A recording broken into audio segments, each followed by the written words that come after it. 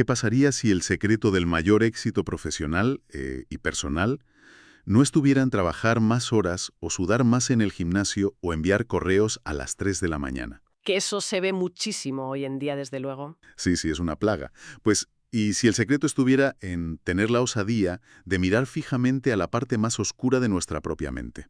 Uf, eso suena intenso. Lo es, lo es. Hay una cita del psiquiatra Carl Jung que rompe absolutamente todos los esquemas contemporáneos de productividad y superación. Jung dijo, y cito, «Enfrentar a una persona con su sombra es mostrarle su propia luz». ¡Qué barbaridad de frase! ¿Verdad? Es brutal. Y nuestra misión en esta inmersión documental es explorar exactamente qué significa eso en la práctica. Vamos a analizar las estrategias de una constelación de mentes brillantes, desde filósofos como Marco Aurelio y Aristóteles, hasta tácticos militares como Napoleón. O iconos modernos. Claro. Exacto, iconos como Bruce Lee y José Mourinho. Porque existe una inmensa brecha entre lo que parece ser y lo que realmente es. O sea, una diferencia abismal entre actuar una vida de cara a la galería y vivirla con auténtica disciplina interior. Lo fascinante de esto es cómo Jung invierte por completo nuestras expectativas biológicas y culturales. A ver, explícanos un poco más eso.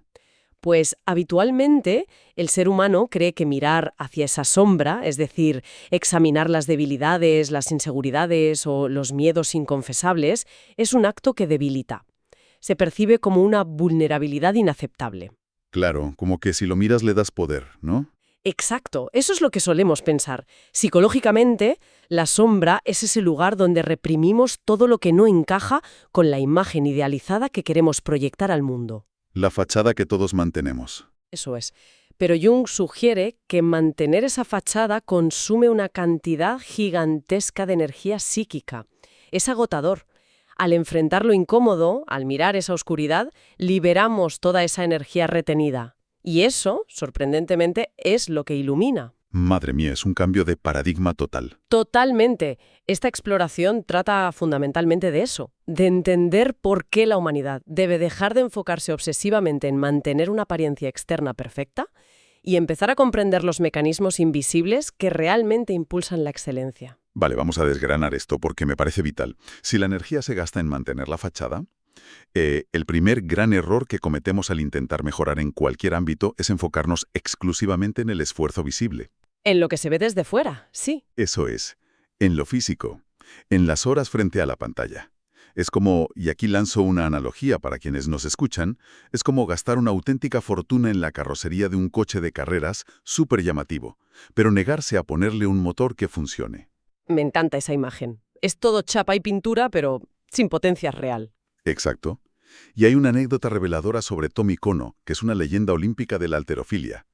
Kono afirmaba que en un campeonato mundial, levantar un peso sobrehumano es un 50% mental, un 30% técnica y solo, fíjate, un 20% potencia bruta. Un 20% solo. Es increíble. Y él advertía que la inmensa mayoría de la gente, e incluso de los propios atletas de élite, tiene esta jerarquía completamente al revés. Y esa proporción del 50% mental no es una simple exageración motivacional de estas que se leen en tazas de café. Tiene una base fisiológica profunda. A ver, ¿cómo funciona eso a nivel físico? Pues cuando un levantador olímpico se enfrenta a un peso extremo, su sistema nervioso central entra en estado de alarma. O sea, entra en pánico total. Literalmente. El cerebro envía señales de dolor y pánico a los músculos para que suelten la barra inmediatamente y eviten un desgarro muscular catastrófico. Lo que Kono señala es que la fuerza invisible de la concentración es lo único que puede anular ese mecanismo de supervivencia. ¡Qué barbaridad! O sea, la mente silenciando al cuerpo. Aplica a los negocios, a la crianza de los hijos o al liderazgo. La capa visible, sudar la gota gorda, la hiperactividad en la oficina, consume nuestra atención porque es fácilmente cuantificable. Claro, es lo que el jefe puede ver y medir. Eso es. Sin embargo, las capas invisibles, como la intención real y la regulación de nuestro sistema nervioso, se tratan sistemáticamente como algo secundario. Espera. Déjame frenar un segundo. Entiendo el porcentaje y la fisiología que comentas, pero siendo muy críticos, suena un poco a que basta con sentarse en el sofá, cerrar los ojos muy fuerte, concentrarse mucho y desear levantar el peso o cerrar el trato millonario. Ya, la ley de la atracción y todo eso. Claro, pregunto, ¿No corremos el riesgo de menospreciar el trabajo duro real con este enfoque? Es una excelente objeción, pero el enfoque invisible del que hablamos no sustituye al trabajo físico. Es la herramienta que dirige el trabajo físico para que no sea inútil. Bruce Lee aportó muchísima claridad a esta aparente contradicción. Bruce Lee era un maestro en esto. Totalmente. Él definía al guerrero exitoso simplemente como una persona promedio, pero con un enfoque similar a un rayo láser. No hablaba del individuo más fuerte genéticamente, ni del más rápido. Hablaba de la dirección de esa energía. Exacto. Hablaba de que el enfoque y la concentración no son rasgos de personalidad innatos con los que uno nace o no nace. Son palancas. Son habilidades que requieren una práctica sumamente deliberada. O sea que se entrenan igual que un bíceps. Sí, sí, sí. Cuando Aristóteles y Marco Aurelio decían que la excelencia no es un acto aislado, sino un hábito, y que el placer en el trabajo pone la perfección en la obra, estaban describiendo hace siglos lo que hoy en día conocemos como neuroplasticidad. Qué fuerte que ya lo intuyeran entonces. Ya ves, no es magia mental en un sofá, es moldear las vías neuronales mediante la repetición consciente hasta que la acción correcta, en momentos de máxima presión, no requiera un esfuerzo deliberado. Y aquí es donde se pone muy interesante. Porque, claro, si pasamos la vida enfocados solo en ese esfuerzo físico y visible, no solo nos engañamos a nosotros mismos en nuestro propio desarrollo personal. Nos volvemos vulnerables, ¿no? Exacto, nos volvemos increíblemente predecibles y manipulables para el mundo exterior. Hay un ejemplo histórico brutal sobre esto que es la estrategia de Napoleón antes de la batalla de Austerlitz. Ah, la famosa trampa de Austerlitz. Esa misma. Es una táctica que bebe directamente de antiguos textos militares chinos como el Tao Bi Fu Tan y que Robert Greene disecciona magistralmente en sus libros. Napoleón, sabiendo que su ejército estaba en clara desventaja numérica, fingió pánico. Un teatro absoluto. Absoluto. Fingió una indecisión tremenda, creando lo que los estrategas militares llaman un frente falso. Sus enemigos, leyendo únicamente la capa visible del comportamiento, se creyeron esa debilidad. Cayeron en la trampa como moscas. Sí, abandonaron sus posiciones elevadas, que eran muy fuertes, bajaron al valle y cayeron de lleno en la aniquilación total. La lección de Greene aquí es lapidaria. O sea, nunca hay que tomar las apariencias por la realidad. Es fascinante. El mecanismo psicológico por el cual los enemigos de Napoleón cayeron en la trampa es el sesgo de confirmación alimentado por la pura codicia. Querían creer que estaban ganando. Exactamente. Operaban desde la urgencia y el ego. Querían ver a un Napoleón débil y acorralado. Así que su cerebro filtró convenientemente cualquier pequeña señal que indicara que aquello era una emboscada. Nos ciega el ego, vamos. El miedo y la ambición desmedida generan un ruido ensordecedor en la mente humana. Un estado de reactividad pura, donde no piensas, solo reaccionas. Por eso el antídoto contra este engaño constante es cultivar una mente tranquila. ¿Y crees exactamente esa mente tranquila? Porque suena a estar meditando en un templo tibetano. Nada más lejos de la realidad. La mente tranquila no es tener el cerebro en blanco. Es una función ejecutiva superior que es capaz de escuchar a la intuición por encima del pánico o la euforia del momento. O sea, claridad en medio del caos. Eso es la capacidad de hacer una pausa de milisegundos en medio de la batalla y preguntar, a ver, ¿por qué el enemigo actúa así de repente? La mente tranquila ve las estructuras subyacentes, no el teatro superficial. Pero, claro, a ver, hoy en día nadie está dirigiendo artillería en Austerlitz. Llevando todo esto al entorno corporativo actual, a las oficinas, a los correos electrónicos. Que a veces parecen campos de batalla también. Desde luego que sí. Toda esta obsesión contemporánea por parecer que siempre hay un exceso de trabajo o agendas repletas sin un solo hueco libre, ¿no es acaso nuestro propio frente falso moderno? Qué buena pregunta. Una fachada para ocultar que, en el fondo, no se está haciendo el trabajo profundo que verdaderamente importa. Y a la vez, el problema es que si uno decide no responder correos inmediatamente para cultivar esa mente tranquila, se arriesga a que lo despidan. Claro, el sistema te castiga. Exacto. Entonces, ¿cómo se aplica esto sin que parezca pura negligencia profesional en una oficina hoy en día? Pues esa es la fricción exacta de la vida moderna. Hay que distinguir muy, muy claramente entre ser responsivo y ser reactivo. A ver, explícanos la diferencia. La reactividad es contestar un correo en 3 segundos con una solución a medias solo para demostrar que estás conectado y trabajando. Eso es el frente falso del que hablas, una forma de apaciguar la ansiedad externa de tus jefes. Ruido por hacer ruido. Exacto. En cambio, ser responsivo desde una mente tranquila implica asimilar la información, evaluar su prioridad real frente a los objetivos a largo plazo y actuar en consecuencia, Aunque eso implique esperar. incluso si la acción correcta es demorar la respuesta una hora entera para poder terminar un informe crucial que estabas haciendo. Confundimos sistemáticamente el ruido con el progreso y la confianza externa con la competencia real. Es como si estuviéramos actuando todo el rato. Sí, estar perpetuamente hiperactivo es el camuflaje perfecto para evitar el trabajo interior y la concentración real. La mente tranquila es la única defensa táctica real contra la tiranía de lo urgente. Pero a ver, si sabemos todo esto, si sabemos que el ruido constante no es productivo y que las apariencias engañan, ¿por qué la humanidad sigue cayendo en la misma trampa generación tras generación? ¿No aprendemos? Es que no es tan fácil.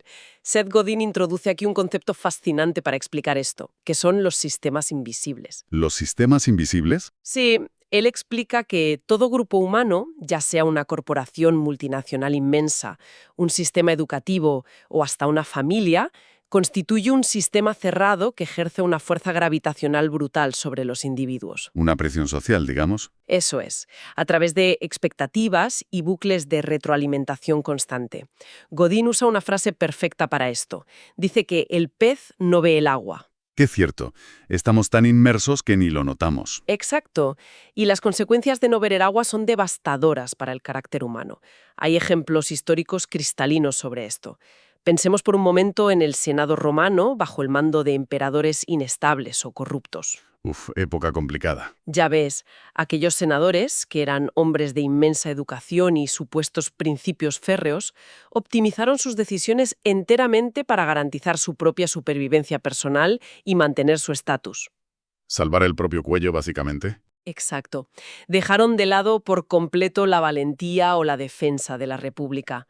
Y el mecanismo detrás de esto no es que, de repente, todos esos hombres perdieran su brújula moral por arte de magia un martes por la mañana. No es que se volvieran malos de repente. No, es que el sistema mismo, el agua en la que nadaban, estaba diseñado estructuralmente para recompensar la sumisión y castigar letalmente, o sea, con la muerte, cualquier tipo de disidencia. Es fascinante ver cómo el periodista Ezra Klein señala exactamente esta misma dinámica, pero observando el Senado estadounidense en la actualidad. Y quiero hacer un inciso importantísimo aquí para quienes nos escuchan. Sí, fundamental aclararlo. Esto no es una postura política, en absoluto. No nos estamos posicionando ni a la izquierda ni a la derecha, ni apoyando a ningún partido. Estamos usando estas observaciones de forma totalmente imparcial y objetiva para analizar el comportamiento humano dentro de las estructuras de poder. Exactamente, es sociología pura, no política partidista. Pues aclarado esto, Klein subraya lo paradójico y extraño que resulta ver a personas que han subido a la cúspide del poder político, que tienen una influencia global tremenda y que sin embargo viven absolutamente dominadas por el terror a dar un paso en falso. Es una paradoja brutal. Tienen todo el poder, pero viven aterrados. Eso es. Y esto, como decíamos, va mucho más allá de un país o una ideología. Es una observación pura sobre la naturaleza humana y cómo la propia arquitectura de cualquier estructura de poder moldea y a menudo paraliza a quienes habitan en su interior. Y esto plantea una pregunta importante, ¿no crees? A ver, dime. Pues, ¿por qué personas altamente capacitadas y con valores éticos intactos desde sus casas no hacen absolutamente nada cuando presencian malas prácticas a su alrededor en la oficina o en la política? El típico mirar hacia otro lado. Exacto. La respuesta reside en lo que la sociología llama fricción moral y la falta de seguridad psicológica. Dentro de la arquitectura de un sistema jerárquico muy rígido, la inacción se convierte siempre en el camino de menor resistencia. Es lo más fácil. Claro, el sistema hace que actuar correctamente requiera un gasto de energía masivo y suponga un riesgo muy directo para tu sustento o tu estatus social, mientras que, por el contrario, guardar silencio y seguir la corriente fluye de forma muy natural y se premia con comodidad y ascensos. Esa idea del camino de menor resistencia me sugiere una imagen muy clara, la verdad. Vivir dentro de estos sistemas invisibles es como estar de pie sobre una de esas largas cintas transportadoras horizontales que hay en los aeropuertos. Las pasarelas esas, sí. Eso. Si alguien simplemente se queda quieto, sin dar un solo paso, el propio sistema en movimiento lo arrastra inevitablemente hacia un destino concreto, que en este caso sería hacia la complacencia, el cinismo o la mediocridad. Sin que hagas nada. Exacto, sin que la persona apenas perciba que se está moviendo. Para no terminar en el destino por defecto que el sistema ha elegido para ti, tienes que caminar activamente en dirección contraria a la cinta. Y eso cansa. Cansa muchísimo, y caminar en dirección contraria a esa cinta requiere una cantidad de energía tremenda. Requiere un componente interno que la cultura popular suele malinterpretar por completo hoy en día, que es el coraje. Popularmente se ha vendido la idea de que ser estoico es apretar los dientes, aguantar la respiración, reprimir las emociones humanas y soportar el sufrimiento en completo silencio. Como una piedra, vamos. Como una piedra, sí. Pero esa es una caricatura barata. Los filósofos estoicos estaban profundamente comprometidos con la valentía como una intervención activa en el mundo, no como una mera resistencia pasiva o resignada frente a la desgracia. Entonces, a efectos prácticos, ¿qué significa todo esto en nuestro día a día? Thomas Wentworth Higginson, que fue comandante en la Guerra Civil estadounidense y uno de los grandes traductores de Epicteto, tenía una visión bastante radical sobre el coraje. ¿Qué decía? Pues afirmaba que la vida perdería su dulzura sin, y cito, el ocasional deleite del peligro. O miremos el caso del propio Séneca, uno de los hombres más inmensamente ricos y poderosos de Roma. Que vivía con toda clase de lujos. Todos. Pues él tenía la costumbre de saltar al río Tíber completamente helado en pleno invierno. Y te aseguro que no lo hacía por afición al frío, sino para recordarse físicamente que la comodidad nunca debe ser el objetivo central de la existencia. Es que lo que Séneca estaba haciendo con ese baño helado era, dicho en términos científicos modernos, un hackeo directo a su sistema nervioso parasimpático. Un reseteo brutal. Literal, estaba entrenando deliberadamente su tolerancia a la incomodidad aguda. Al someter a su cuerpo al shock térmico extremo y sobrevivir para contarlo, estaba enseñando a su cerebro a desacoplar el pánico fisiológico de la toma de decisiones racionales. O sea, enseñándole a su cuerpo que el malestar no significa muerte. Exactamente. Porque el peligro real, el que corroe de verdad el alma humana, rara vez es un depredador físico en la sociedad moderna.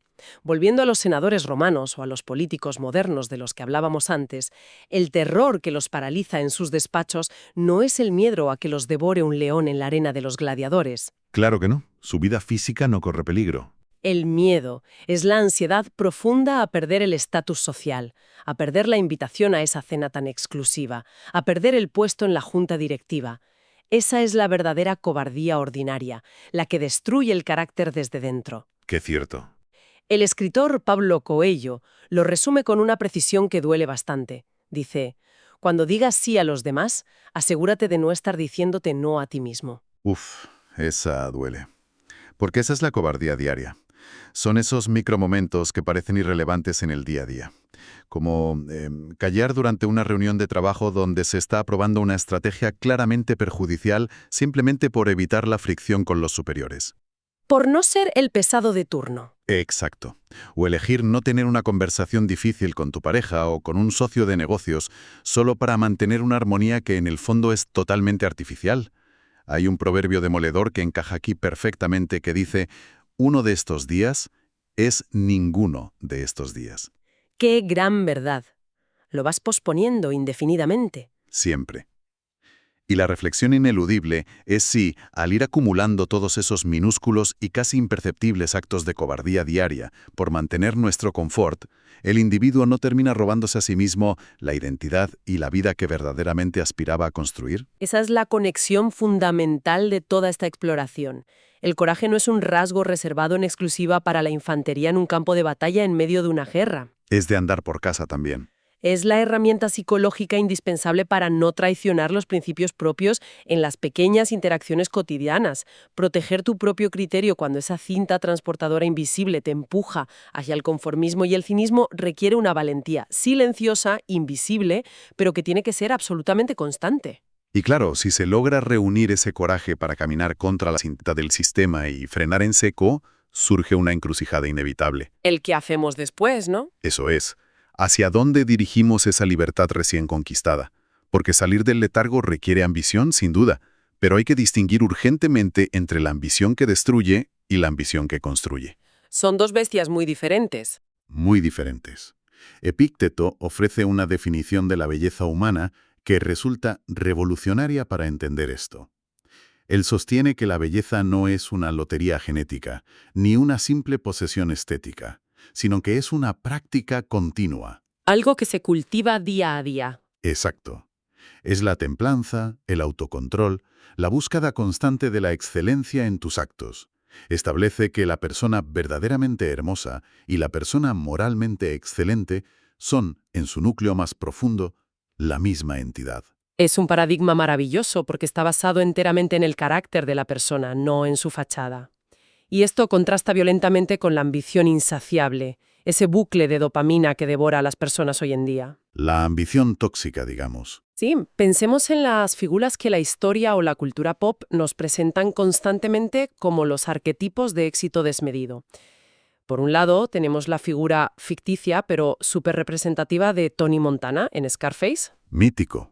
Todo excesos. rodeado de montañas literales de riqueza material y poder violento, pero viviendo en un estado de paranoia constante, siendo un prisionero miserable de su propia avaricia y su miedo. El éxito como prisión. Totalmente. O miremos históricamente a Alejandro Magno, un estratega absolutamente sin igual al que la extensión inmensa del mundo conocido no le bastaba para saciar su sed de conquista. Una ambición tan infinita que, al final, terminó cabiendo sin más en las dimensiones de un ataúd ordinario. ¡Qué imagen tan potente! Es que cuando la ambición solo busca la acumulación pura y dura, la riqueza se convierte de facto en la celda de máxima seguridad más lujosa del mundo. Totalmente de acuerdo. Frente a esa cinta de correr hedónica y súper destructiva, existe otro tipo de ambición, una ambición que realmente transforma la realidad material para bien. El ejemplo histórico del Marqués de Lafayette me parece súper inspirador en este sentido. Lafayette es un caso muy especial. Lo es. Su lema de vida era breve, audaz y sumamente directo. Su lema era ¿por qué no? ¿Por qué no? Qué bueno. Sí. La diferencia crucial aquí es que esa inmensa audacia, esa ambición sin límites, no estaba al servicio de engordar su propio ego ni sus cuentas bancarias personales. Estaba al servicio de un propósito superior. ¿Al servicio de los demás? Exacto, al servicio de la libertad y la emancipación de sociedades enteras en dos continentes distintos. Y para bajar todos estos conceptos tan filosóficos y nobles a la operatividad cruda y dura de nuestro día a día, las palabras del entrenador José Mourinho resultan implacables. Mourinho siempre va directo al grano. Sí, no se anda con rodeos. Él asevera que el entrenamiento táctico o el estudio teórico solo tienen valor real cuando te permiten hacer operativos, es decir, ejecutar en tiempo real, bajo máxima presión, los principios y las ideas de juego. Si conectamos esto con la perspectiva general de nuestra exploración, la conclusión es clara. La disciplina interior y la mente tranquila de la que hemos estado hablando no pueden quedarse jamás en un mero ejercicio intelectual. No vale solo con leer libros. Ni con leer filosofía de forma contemplativa en tu sillón. Tienen que ser verbos activos. Hay un proverbio militar muy antiguo que ilustra perfectamente el peso de este liderazgo y de la operatividad en el mundo real. A ver, cuenta. Dice así: un ejército de burros liderado por un león es siempre, siempre mejor que un ejército de leones liderado por un burro. Qué gran verdad. Y Mourinho nos recuerda que la pregunta definitiva en cualquier posición de responsabilidad, ya sea en casa o en el trabajo, no se limita a preguntar qué se hace cada día o cómo se hace, sino para quién se hace y para qué se hace. El propósito detrás de la acción. Exacto. Y lo que es aún más crítico, evaluar honestamente si las decisiones que tomaste un martes por la mañana bajo estrés realmente operativizan y defienden esa respuesta noble que tienes en tu cabeza. Claro, porque tener todos estos principios clarísimos en la cabeza, pero no aplicarlos cuando llega la presión de verdad, es como tener, no sé, la receta del mejor chef del mundo con los mejores ingredientes comprados. Pero no cocinarla nunca. Exacto. Limitarse a leer el papel 1000 veces sin entrar jamás en la cocina, sin mancharte las manos y sin encender el fuego para enfrentarte al calor real. La mente tranquila y el coraje estoico no sirven de absolutamente nada si no interactúan con la fricción de la realidad diaria. Es una analogía mecánica impecable. Y esto me hace volver al punto exacto donde comenzamos nuestro análisis a fondo, a esa revelación inicial de Carl Jung sobre enfrentar la sombra. que parecía tan lejana al principio y ahora cobra todo el sentido. Totalmente. La sombra, colectiva e individual, que hoy requiere nuestra confrontación inmediata, es precisamente este hábito mecanizado de optimizar lo visible. Es nuestra adicción colectiva a cuidar maniáticamente la carrocería de nuestra reputación social, mientras dejamos que el motor de nuestro carácter se oxide por completo. Nos preocupamos más de la foto que del momento. Eso es, la luz al otro lado de esa incomodidad tremenda, la verdadera recompensa de atreverse a mirar hacia adentro, es conquistar por fin una mente tranquila. Y esa mente tranquila nos da claridad. Nos da una función ejecutiva superior, sí, una capacidad real de frenar el pánico instintivo, de actuar con valentía ante esas microcobardías diarias en la oficina o en casa, de forjar hábitos excelentes mediante la repetición deliberada. De no dejarnos llevar por la cinta transportadora. Y finalmente, nos da el atrevimiento vital y la energía para preguntar con la misma audacia rotunda que tenía Lafayette ante los sistemas opresivos de su época, ese maravilloso ¿por qué no? ¡Qué gran cierre! Aristóteles sintetizaba todo el monumental esfuerzo necesario para este proceso recordando algo fundamental. Decía que la paciencia es amarga, pero su fruto es dulce. Y tan dulce. Y para quienes nos escuchan hoy, queremos dejar una reflexión final sobre la mesa. Un pensamiento provocativo que nace de todo este recorrido. A ver, suéltalo. Pues hemos comprobado cómo las estructuras invisibles de las que hablaba Godin, el ruido ensordecedor del ego y las dinámicas del éxito moderno están diseñadas milimétricamente para mantener a la mente humana en un estado de distracción perpetua y de insatisfacción crónica, siempre persiguiendo el próximo estímulo visible. Como hámsters en una rueda, vamos. Tal cual. Pues, teniendo todo esto en cuenta, ¿qué pasaría si el acto de rebeldía y coraje más gigantesco que un ser humano pudiera ejercer hoy en día no fuera una gesta heroica épica, ni fundar un imperio multinacional, ni dar un discurso monumental frente a miles de personas? Sino algo mucho más íntimo. ¿Qué pasaría si la mayor revolución personal consistiera en el simple pero absolutamente aterrador hecho de sentarse a solas, en completo y absoluto silencio durante 10 minutos, para mirar directa y honestamente a las estructuras invisibles que dirigen nuestra propia vida? Daría muchísimo miedo, pero sería transformador. Quizás sea ahí, en el centro mismo de ese silencio incómodo donde, tal y como prometía Jung, se encienda por fin la luz más brillante. Gracias por acompañarnos en esta inmersión documental y que la búsqueda de esa mente tranquila guíe nuestros próximos pasos.